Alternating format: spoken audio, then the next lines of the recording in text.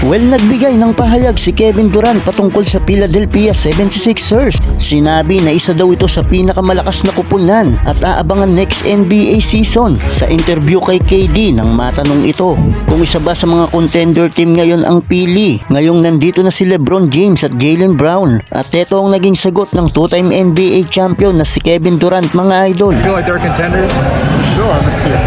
You don't think so? Mukhang aminado si KD kung gaano kalakas ang 76ers ngayon dahil loaded na nga ito ng mga ilang star player at lalo pang lumakas sa pagkakadagdag ni LeBron at Jaylen Brown. Sinabi pa nga ni KD na unfair daw ang 76ers dahil sa apat na player daw nito na kayang kumamada ng 25 points. Unfair, which is the team I was in. They got 4 25-point scores on this team.